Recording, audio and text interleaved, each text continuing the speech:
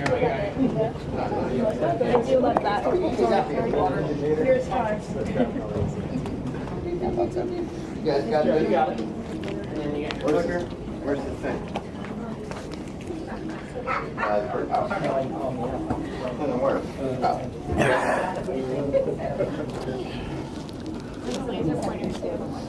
Oh yeah. Okay. Thank you, everyone.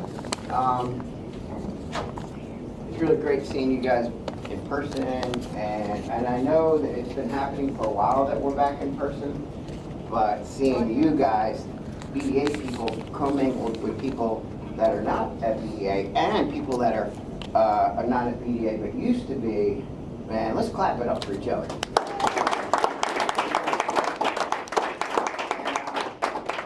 Big shout out to Amanda and the crew and Tyler and Sweet Tea. I mean, there's so many people that put together these things. And hello to the online folks.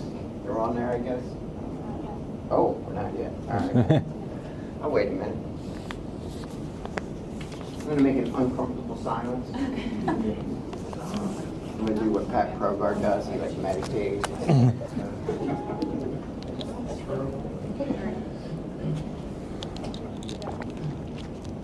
Well, one of these is live streaming on YouTube, right? Oh, is that on? Mm-hmm. Hey, YouTube, thank you. We're so grateful you give a shit.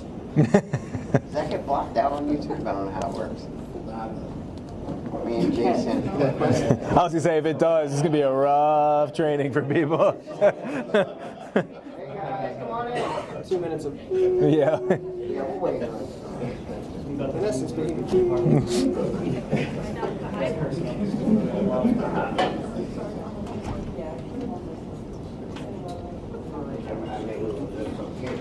Brett, give a shout out to Behavioral Stories. They said they're a big fan. Behavioral Stories. On that? Yeah. Behavioral Stories, big shout out. Thank you so much for joining this group. We all got one goal, spread the science. So happy about that. And but Jason's usually not spreading it. He's too busy operating 19 hours a day. About. Problems. How close are we looking to it? How's it looking? we should be good. Oh, we're on? Is the confidence there? You're good? Okay. Okay, so again, having people from inside and outside, and it was great seeing you guys out there. There's, I guess, over 100 people or whatever on Zoom and on YouTube. So what we're going to talk about today are 5 key performance indicators for behavior analysts. So I wanted to make sure that I didn't just talk about OBM like I usually do. I wanted to make sure this is applicable to you guys in your daily jobs, whether you're a CA, a behavior analyst, an RDT, a behavior technician, whatever they call it around the world. There's all different names. we feel that this would apply. We'll see. I've never done this one before. It's like new stuff, some of it. So behavior science, right? What I'm really pumped about, and I have been for since the age of 18, is the fact that for the last 33 years since I was 18, I shouldn't tell you that. I was going to say, do the math. 17, I've been implementing the principles of behavior analysis, and the large-scale change that it has created and the micro change is so powerful. Because sometimes I really have no understanding why, when I talk to behavior analysts at times, they often say that they don't really apply it in their everyday life. So my hopes and our hopes are today to kind of just give some examples. It's only an hour or 50 minutes, but some specific examples that will help you clinically and personally with science. All right? And I was sitting there making a list to myself, thinking of all the really cool things that behavior analysis has already done. A lot of them are things that I have nothing to do with. Other things are very, very personal to me. Example, it saved a child's life. and you guys are doing that daily. I mean, think about it. There are times that you put together behavior intervention plans, and a learner learned not to run out in the street or not to run into water or jump in a pool, because those two things are often what end in devastation for learners. You're aware of that, right? Nod your head if you're aware. Okay.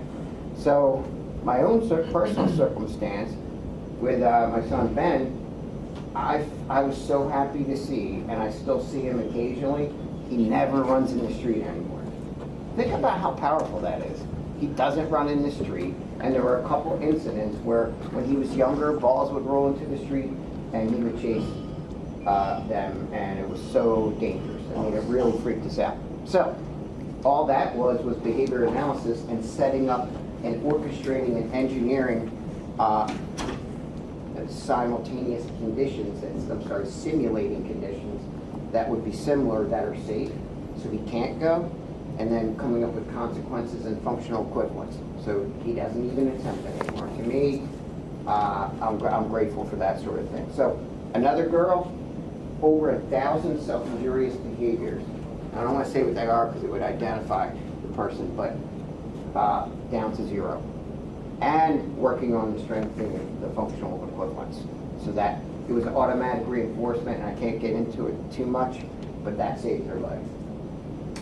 The other one, I mean, behavior science and then the shaping procedures, it creates Olympians and world champions when it's applied. So I had a, so within the field, there are various organizational behavior management practitioners that are like yourself, many of yourselves are using it to inspire people, because you know what it's like. If the people that are working with our learners aren't inspired, and they're modeling behavior that's kind of like down, and they're not very engaged, right? I mean, there couldn't be a profession where modeling behavior is more important. Okay, and then I just wanted to say, I mean, behavior science is also probably the only reason I'm here and alive. Well, actually, it really is. With some addictions that I had, I don't want to get into all that boring and stuff, but going from, being in Atlantic City and so forth, and just being some nights sleeping on a bench, other nights my mom let me stay there. It was just the drinking, So addictions, it's very powerful with addictions when applied correctly. But behavior analysis at this point hasn't yet come up with more concrete laws of how to do it, and it will. And then the most important thing is the dream that I have, that many of you may have, and I know Jason does, is trying to create conditions all throughout this pandemic and beyond where you guys have moments. It's clearly not going to be like this all the time, but you have moments that you enjoy working because you want to, not always because you have to. And I know a lot of times it's going to be 95% of your day kind of going through the motions, but there's going to be that piece that you look out for so much, and OBM is what does that. And I know we make a lot of failures as an organization, and I'm very aware of those, and trying to figure out models that help people feel inspired. There's plenty of times I didn't feel inspired, and I try to apply the principles to myself. So what I wanted to do here is, I did want to ask you these two questions. By a show of hands, who's been told that like their behavior plans don't work? Like, not all the time, just at times, by a teacher, whoever to change it, you raise your hand. And some people, I said, do your plans always work? Or Haven't made any yet. how about ones that behavior analysts have given you? Yeah, I've heard. Okay.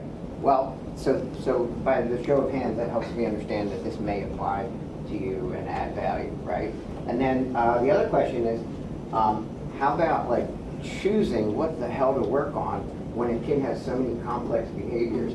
I mean, who here is in their first 2 years of being a BCBA or BCABA, okay? And who here is early, maybe in their first 5 years of being a behavior technician or CA? Curious, okay. All right, great. I'm glad you're here because this all applies. So knowing what to work on is so pivotal, right? Because you could literally go down the wrong path and work on something that is not a behavioral cusp, that's not going to have the impact that you want it to. So that's where I think all these things, I had to put in my favorite superhero, because when I'm really down, I always think of Iron Man, and that's what kind of gets me through the day. We all have those things. So these things make you a freaking superhero when you apply them and they work. So first thing I want to do is KPI number 1. If you guys get hot, you just have to go, it's fine. You know, come back in. Don't feel like locked in here. So the first is you're going to ask yourself questions to identify what the real problem is in a school, in a home, and in a community, right? But it's not going to happen that easily just because someone reports to you this is their biggest concern doesn't always mean that's the pivotal behavior you want to work on. Okay, so when you do come up with a behavior plan, to identify the real problem that's occurring, and your time is limited, especially BCBAs, they are very thin. To the day, no matter how many have been certified, there aren't enough, which is a great thing for science, seeing that the demand is there, right? But the first one, okay, let's identify the problem. These are just some questions you may ask when you're out at a home, and the first is there poor treatment integrity? This is not rocket science even, but is the plan not being implemented with fidelity? Because you may have been there, you trained someone, and then there's therapist drift, and then you came back and saw that it was the independent variable of the behavior plan was not being implemented with fidelity, right? There's other questions you may ask. Is the behavior plan that you wrote or that was given to you simply ineffective? It somehow identified the wrong function.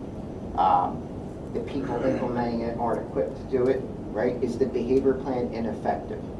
I mean, Progar and I, we used to look at treatment integrity of the independent variable closely in places that we've worked to determine that. Now, third, just ask another question of yourself. Is the person that's implementing it not real motivated, right? I mean, look at what we've been through. Is the person really down, and are they not? There could be many things. Are they burned out? We all know about that right now, especially coming through this. I had to reset my brain, like, okay, we're no longer in the 2.5-year mode of just standing. I remember we had a mantra, we're like, let's just keep standing and get through it, you know. But then we ended up growing a couple times more in the size by opportunity. But now I'm trying to get my head in a move forward direction, and I'm still stuck a little bit in the anxiety of the pandemic. Who here still has some anxiety over the pandemic? I'm very curious. Hardly anyone. All right. Maybe I'm just like, not kind of a list. But I know he's scared. And so's Procar. All right. Okay. And then the lack of training and resources, which I mentioned. But let's look at this last KPI. Okay, this last KPI, key performance indicator, if you can see it, it's just, are you not present enough as a behavior analyst or as an RBT or a clinician? Are you not present enough? That's often another question you want to ask to get to the real problem, all right? So, interestingly enough, I wasn't like trying to get into all the 5 laws, but they always apply. So it's pinpointing. How do you pinpoint the action and the outcome? Today we're talking about actions. How do you pinpoint the action that has the biggest impact on your learner, your learner's caregivers, and the stakeholders, right? How do you pinpoint that action? And that's really important. So KPI number 2. How do we come up with a measurable action? Because you don't want to engage in 1 minute, one action, and the next, and then there's no steady independent variable. But how do we get more specific on KPI number 2, right? And again, this is the first time I've talked about this stuff, so I want you to tell me afterwards if it was stupid, if it didn't have an application that could help you, or if it had some value, okay? So I don't know if we have a survey, or you can be anonymous. I've been told I suck by audiences and trying to, get better at it. The next is, so obviously, if the action here is measurable actions that are needed, then let's, this is not rocket science either. Let's break it down to something measurable, because it's you now, right? The problem is your actions. If you're the BCBA, suddenly KPI number 1, KPI number 2, you realize that you're just not out there enough. Because look, when you go back, all of these can be solved by your presence, or at least attempted to be solved, right? Let's think about it. Treatment integrity, your observation, your plan that was written for someone else's. Is the current baseline working that someone else put in place, a previous BC? There's a lot of turnover, right? Is the behavior plan, is it effective? We just talked about, right? All these things here, 1, 2, 3, 4, can all be, for the most part, solved by that one action, which is a measurable goal, which is being out there. Assessment, treatment, variable manipulation, pairing, all of these things. Finding out if the person's not motivated, that's implementing it, because that's a lot of what you do. You work through other people. So, by having a goal,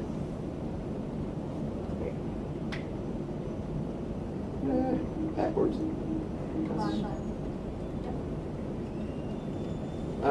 Just get my thunderstorm here. So, making the goal is going to be number and total. So, interestingly enough, behavior science law number 2 from what we put out there is honestly, when Paulie and I started putting this book together, it took a long time, and we kept trying to make sure that goal setting really has an impact. Does anybody kind of know why does goal setting have an impact on your behavior? So if the goal again is if you made a goal, I'm going to go out 3 times a week, you made a promise to yourself, you also made a promise to those that you're supporting. Never break a promise to yourself, because that's discipline, right? So who here what the hell was the question I asked earlier? I want to see if, who here knows why goal setting from a behavior analytics standpoint? Why is goal setting something that's part of our science? Why would it be a law in behavior analysis? Intrinsic motivation. What's that? Intrinsic motivation. Intrinsic motivation, so it's setting the goal might feel good, and it's not pay. It's not it's not necessarily unconditional reinforcer like food or sleep. Your goal and Identifies accomplishment of mastery it. too, right? What's that? It identifies mastery. Yeah, Goals. it sets your specific Sets the criteria using these kinds of SMART goals. Let's think about it. I was thinking it tells you what direction you're going, where Yeah. sort of what you were saying with the Gives you purpose. Yeah, it gives you the direction. I agree. Any others? Yeah. I was gonna say, it helps you measure progress towards things you care about. Yeah, right there it's measurable about what you care about. But remember, the pinpoint and finding out the reason is important, right? Thank you, that was helpful. So KPI number 3. These are I wanted to kind of give you just one example of how you can use a system to work through some of the biggest problems, which are not knowing what to work on and getting out there, right? So the next might be, I just threw this up here, documentation of your actions, and then telling, vocally, in writing, anything. Tell people what your goal is. The act of documenting it, in addition to your clinical notes and everything, is an act that changes your behavior in itself. Are you aware of that? Who here ever keeps a journal of their life or something? Nick Mob. Do you ever document little things to go back on to figure out what the hell went wrong in a relationship or anything? Okay. Just a suggestion, consider the documentation of things in your own life. Just like when, I heard Bianna and Kate talk a bit about the implementation of discipline for working out. And those are things that that work. The other thing is when it comes to documentation, when you report out something, right, which is telling someone the accountability, that's also something you don't really want to let anyone down, right? You don't want to let yourself down. You don't want to let the promise to yourself. You don't want that. You don't want to let down the learner, the person you're supporting. Make it known. This is proven. This isn't stuff I made up. There's plenty of references to self-monitoring and report out, which just ends up coming to that.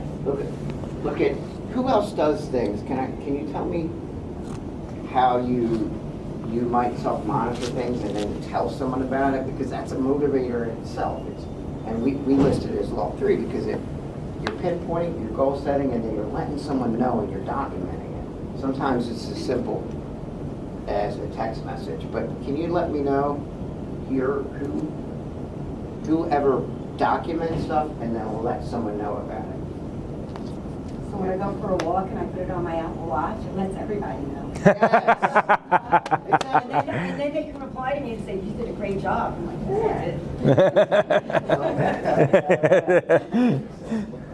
yeah. So, anyone else? Because, yeah, Tim? With powerlifting, I have a coach, and so I fill out like a Excel sheet for him of the weights I picked, and he checks up on it. And I also, post them on Instagram all the time. You might know that you're making a commitment. Yeah. He's doing it publicly. Like, this is what I'm shooting for, man. I don't want to let people down because I'm letting myself down if I do that. Again, It's super good too because other people are seeing it. Yeah. What's that? I said it's super good too because other people are seeing it, so it's not just Yeah. he's not just reporting it out to his coach or the people in his gym. He's reporting out to everyone who's friends with him on that Instagram account. Yeah, there's research that shows that public posting does increase certain behaviors like that. Exactly. Yeah. So they're good examples. Sometimes I ask this question to make sure that I didn't go off in a tangent because that happens a lot. But I really live and breathe the science, and it's really geeky, but it works for me. The science help you guys in many ways. I mean, I don't have to do there's not that much I do anymore, but the science, the behavior analysis, has tweaked all throughout these last 17 and a half years to be able to help thousands of learners in 6 states and build an 8-figure business. Why don't you guys clap it up for yourself for that?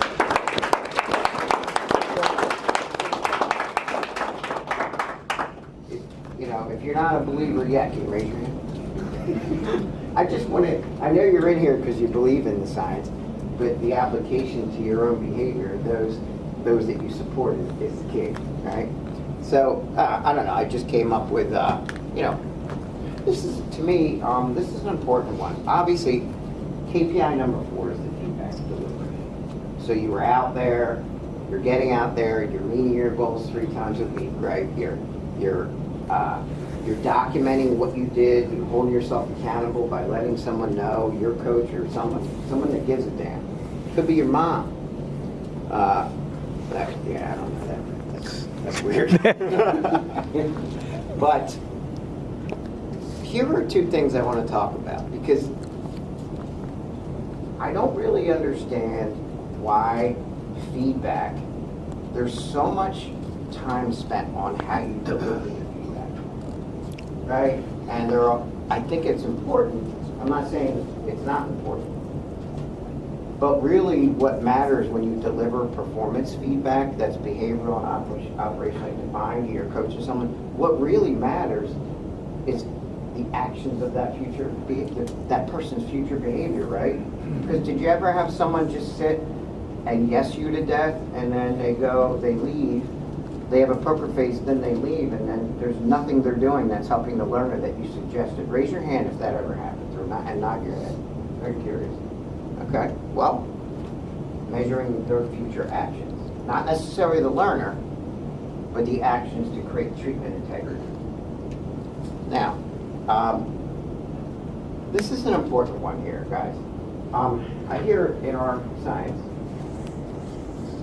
I hear a lot of discussion about imposter syndrome. Anyone ever hear of imposter syndrome? I know your arms are getting tired. Mine are, because my shoulders, I can barely move. But like, imposter syndrome, I don't know the exact definition and if it's really a clinical term.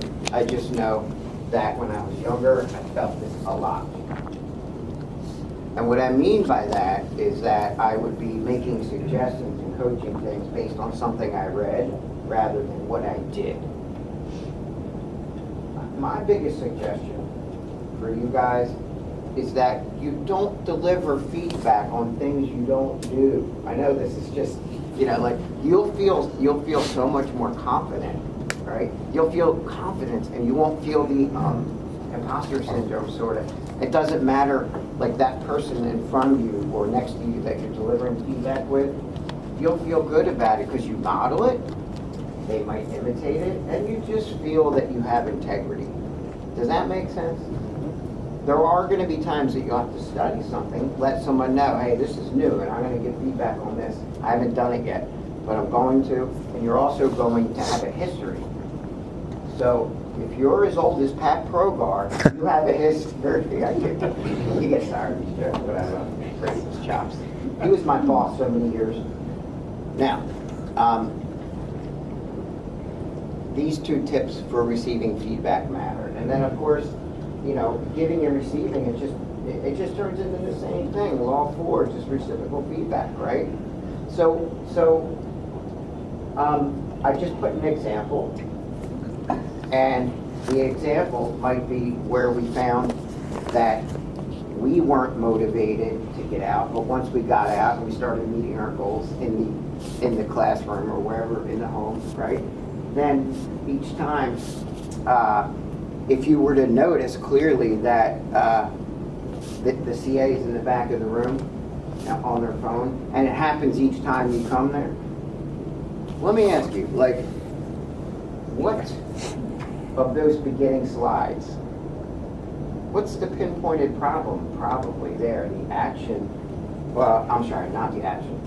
What in the 3-term contingency of antecedents, behaviors, and consequences, what do you think A, B, or C, antecedent, behavior, consequence, is the problem when the person's on their phone all the time? And you've already given them feedback.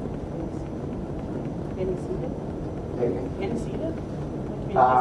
It could be, but it could be in certain circumstances. But if they're not motivated out there, what in the 3-term contingency? What is it? The consequence, clearly. Again, I know this is like not rocket science, but we often forget, and the performance diagnostic checklist is very helpful with that. We could probably get you that if you're interested, because it lets you know, is it will, which is motivation, or is it skill, antecedent type resources and tools, right? And then obviously making sure that it's back and forth, that discussion is back and forth. All right. Can you guys, like we still have a little more to go, but can you please, I like to make these things interactive. In fact, I get weirded out when people stand and there's nothing. Do you guys have some questions and comments before I move on about this? Because these things are both behavioral principles and process, and I'll get further into that. Anyone? Am I annoying? So Lauren tells me every day. Next, KPI number 5. What's the reason? Right? Like what? Especially the days, KPI number 5. What's the reason? Like the days that you're so motivated, right? And this is going to be consequence-based in behavior analysis. What's the reason that you are doing what you're doing? Those days that it's really hard to get up in the morning when you're hitting that snooze 10 times. what's your reason? Because those are the days that I look at my phone and look at the reasons that I'm doing what I'm doing. So it's a consequence that's motivational. So let's look at it. Learner, I just listened to some reasons, and I want to hear your reasons. When you're not feeling that motivated to motivate others, let's think about it. The learner improves and becomes independent when you're out there and you have an effective function-based plan that's implemented with integrity, that you're being coached on reciprocal feedback, right? So the learner improves. You improve. So again, getting up out of that bed, just knowing you're going to be a little better than yesterday. Don't compare yourself to other people. With social media these days, all I see is people looking at something, and first of all, the shit's fake. People are putting like their best life, and they're, you know, one day I realized I lost like 1,000 followers because my real life was getting my tooth drilled on, and I was at the dentist, and it was like, and then everyone just got off. I'm like, well, that's my real life, right? Just realize that. I got on a tangent again. Realize that. Next, so as you learn, you're earning, and you're becoming independent. You see how this is all pivotal stuff? Then the next is those you coach become more skilled. So then if you become a good coach or supervisor, right, that's a whole, it means you become a better parent. It means you become a better uncle, a better brother or sister, right? The more, if someone asks for your feedback, one of my biggest mistakes with my family is I've given suggestions for feedback when they didn't want it. I ain't doing that again. My daughter specifically. Now, think about it. What other reasons? Again, when you're not sure and you don't feel motivated, well, all right, there's a paycheck at the end of it. Why do I need the pay?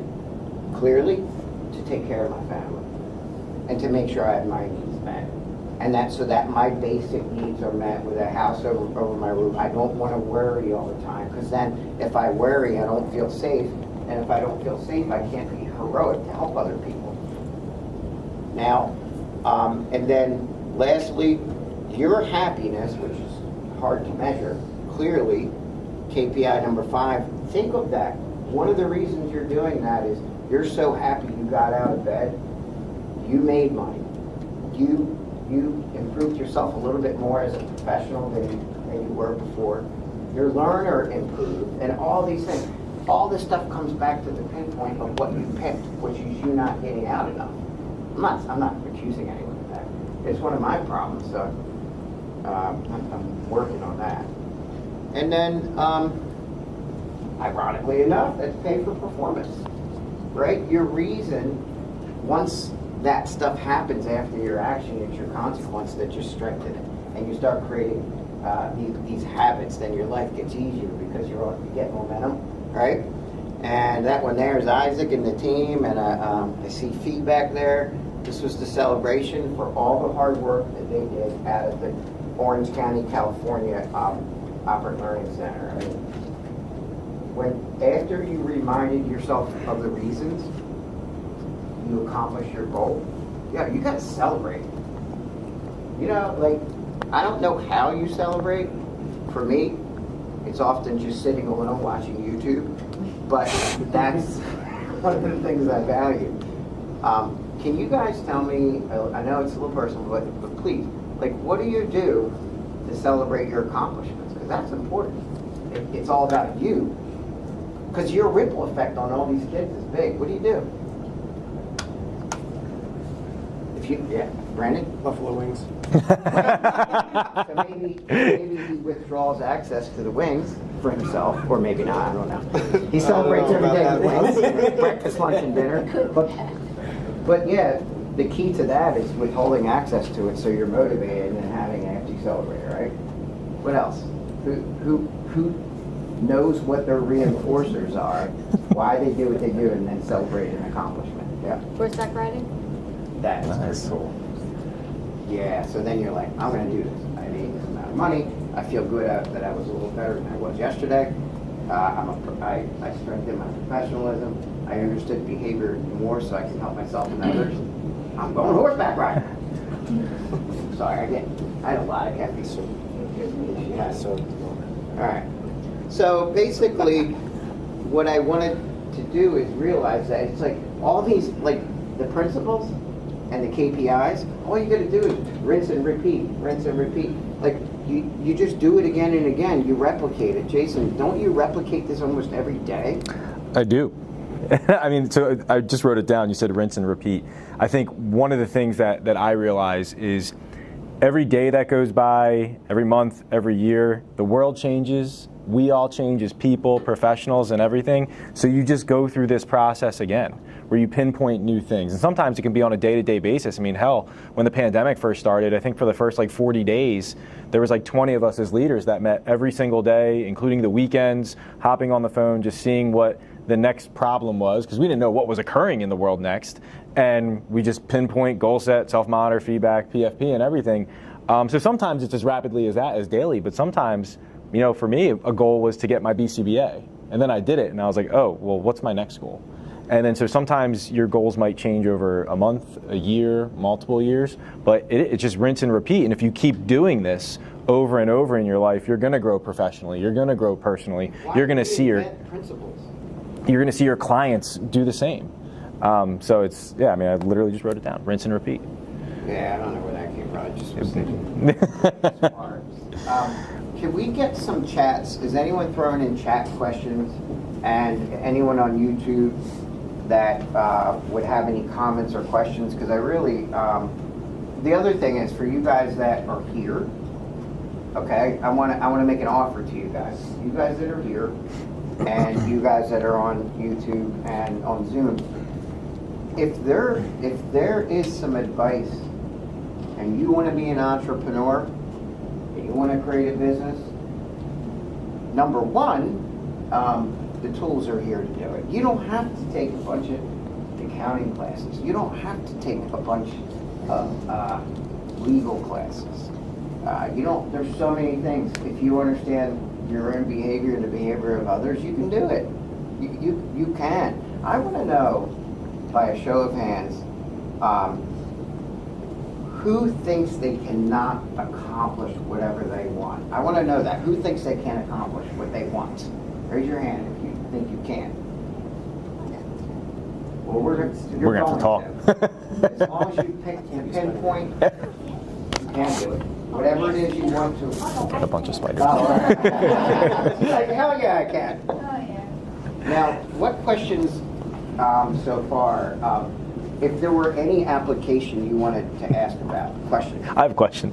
Well, it's funny because Brett and I, like I don't know where I'm sitting. Brett and I, we do this every day. But it's funny, we oftentimes don't get to kind of talk in depth about these things like we do. And, you know, I pretty much, as Brett said, live these principles every day, whether it be at work and at home, and I'll tell some of those stories too. But I was just thinking about it. Like every time I talk about one, I'm like, ooh, that's my favorite, like 5 law or KPI we're talking about right now. Like, oh no, that one's my favorite. Is there one that you would say might be more important than the rest? Or if you leave one out, maybe. I would say, yeah. Okay.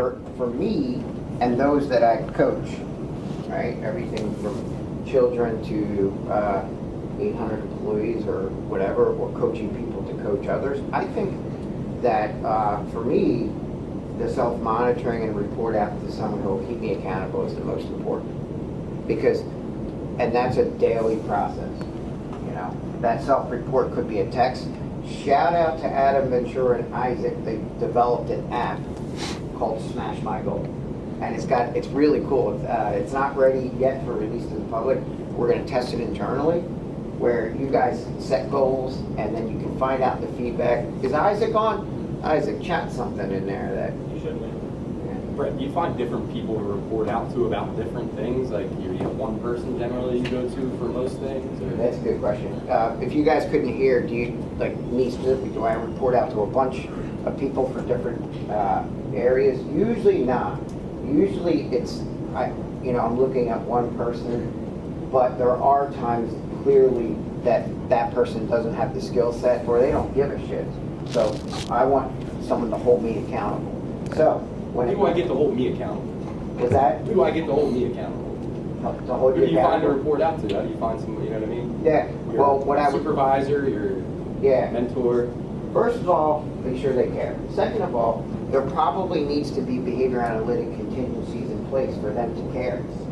And one of those things, would, at least what we try to do internally, is make sure that an executive coach continues to have opportunities and pay raises and opportunities both on a clinical side, if you're going to CC role, BCABA, right, training, or an operational side, which might be like George Candia leading up the team of OBCs, organizational behavior coordinators, trying to find that, and then you have a coach. Now, I don't really have that answer to what do you do for other things.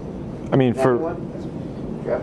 I don't know. Oh, yeah, we have a question loaded up, but I just wanted to let you know that we do have one. Yes. So what I would say, I mean, Jeff, like your role is shifting now, right? Yeah. Like, you know, everything like, so I think internally at BDA, everyone has an executive coach, and ideally it would be that person, but I think what everyone needs to understand too is that, as I mentioned, things change, your life change, your personal goals change. So it's okay to change your executive coach. It's nothing against them. It's just your passion might be changing towards somewhere else in this field, or even personally, where somebody else, and you might not know who that person is, but you could always check with one of us, and we could say like, oh, you know, Sam is great with that, and you know, she could help guide you along the way, sort of thing. So never hesitate to switch coaches in your life. It's not a bad thing. It's nothing against the coach. It's what's best for you. The one suggestion I would have on that, and we'll get to that, but we should also get to the question online, is that when you request some kind of coaching change, I have seen a downside to that, where people unfortunately want a different coach because they don't want to follow through on the demand that was placed. Finish strong. That's a good principle, and then Finish strong, then move along. and move along. There you go. That's it, guys. I'm done. It's been fun. And then what was Romano, the Roland Romano, or crushing it, Kate? So this person wrote in that they've read a lot of Aubrey Daniels' books in addition to our OBM material, and they want to know what you think are the most helpful company KPIs for new businesses. For new businesses? Okay. The most helpful KPIs for running a business. New business. A new business, okay. That I think I can answer easily because we're always starting up new businesses, right? I would say starting the new business is first doing the research on the market. Do you have a market? Do you have a funding source? No matter how much passion you have, that part doesn't matter as much as not having the market forces to drive it, right? So you're going to need to know that you've done the research, that you've committed your life to running that business, because it's like a baby.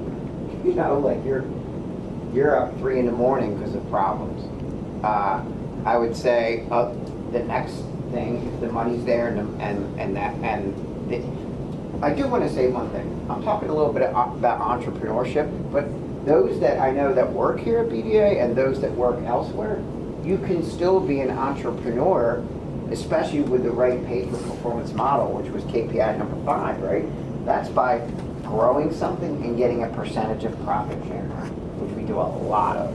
How much was paid out in profit share? So we do it about every 4 to 6 weeks, but between 4 and 8 weeks. And I think the last period we did was a 6 to 7 week period, and about $180,000 went out. So you take $180,000, multiply it times 4, and that's what, you know, some profit sharing, right? It's only going to get more. So wait, where was I on that? What are the most important KPIs for a new business?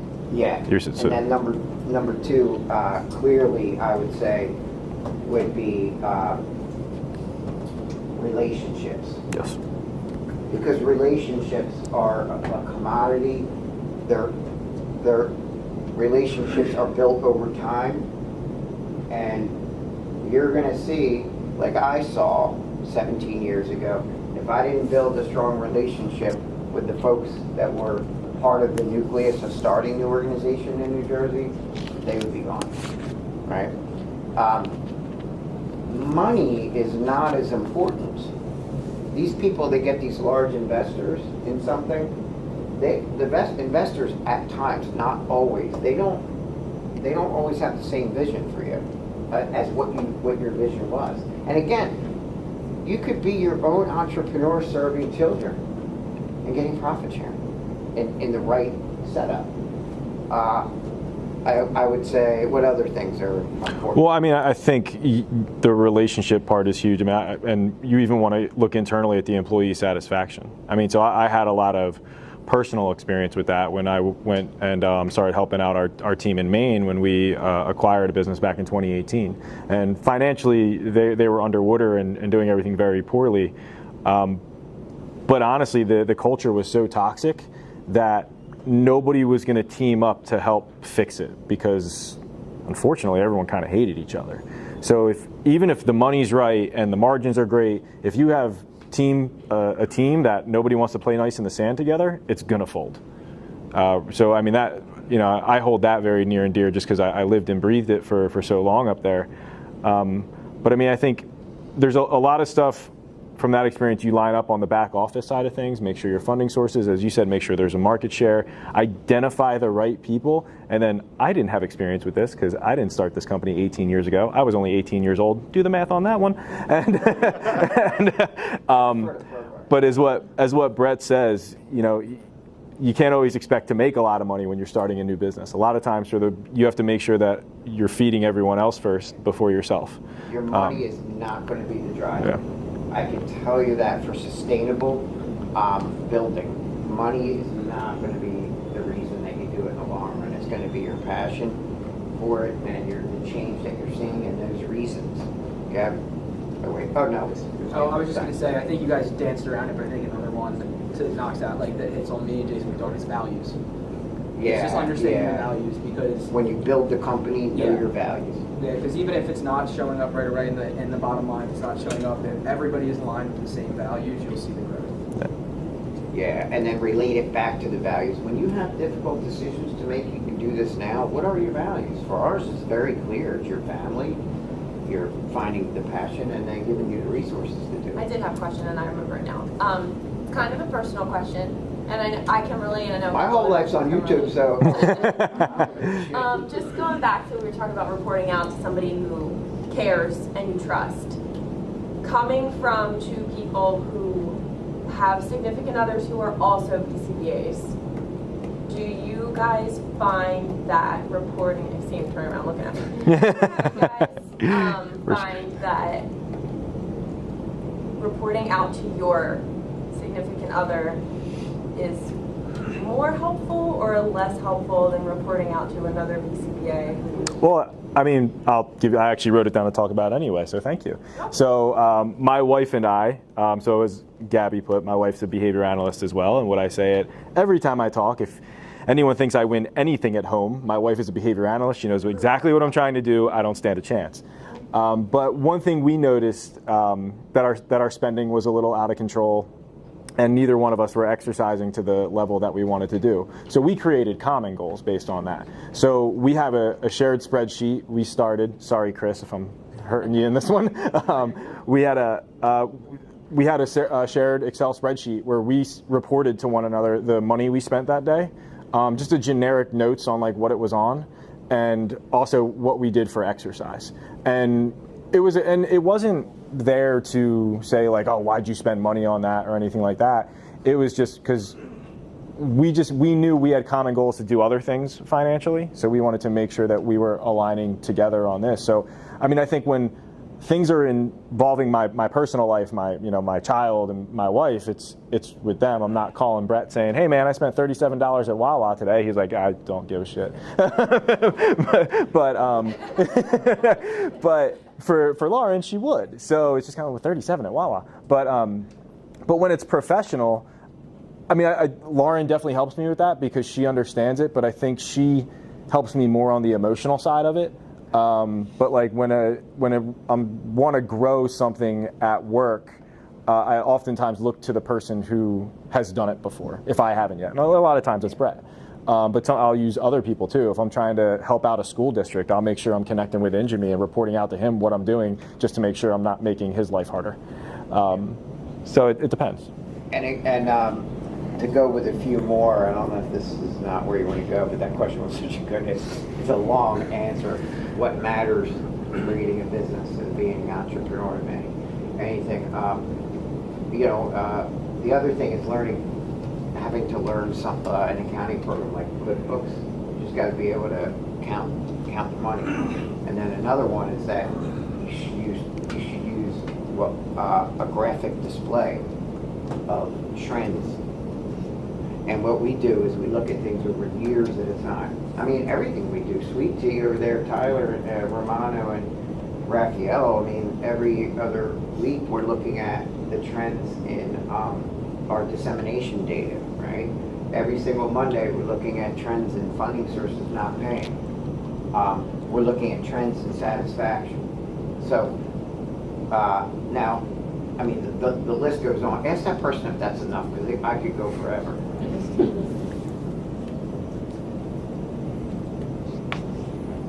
I got so nervous when we were talking about coaching changes, and that's when you raised your hand. I'm like, I give Gabby a lot of coaching. Why is she raising her hand right now? I want to add to Gabby's thing, if your significant other cares about what you care about, then yes.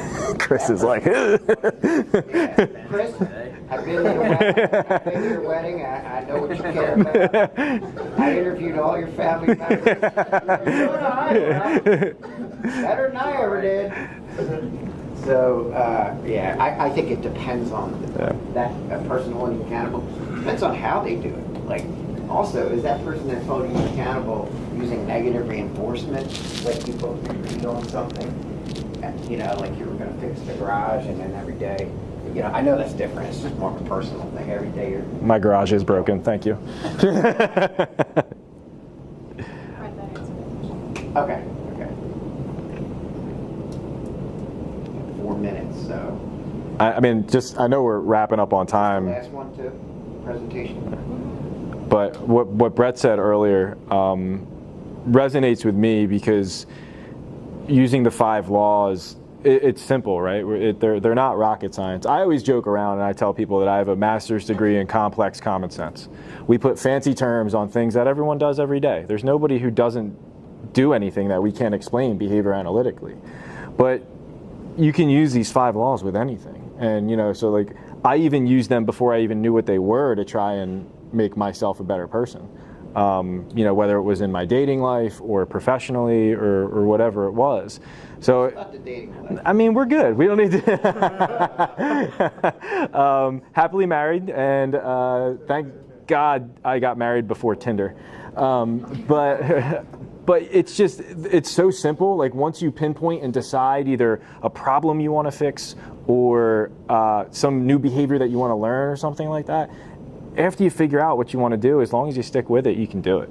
It's really not hard. And listen, sometimes we fall off the wagon. I mean, the reality is my wife and I started that spreadsheet. We went on vacation, and you know we're not putting that stuff down on vacation. But we came back and we didn't start it up again. So we just started again. So as long as you circle back to it and just make sure to not give up, you'll be successful in whatever you want to be successful with. Yeah, I really hope, if I can impress anything on, is that when you pinpoint and goal set when you're sure of the process, you will accomplish what you want.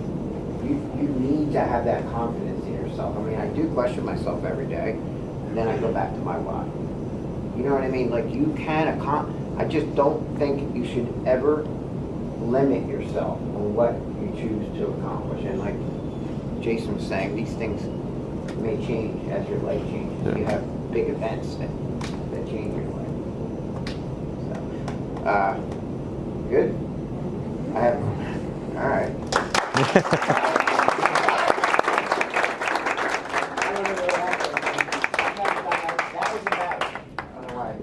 I was clapping.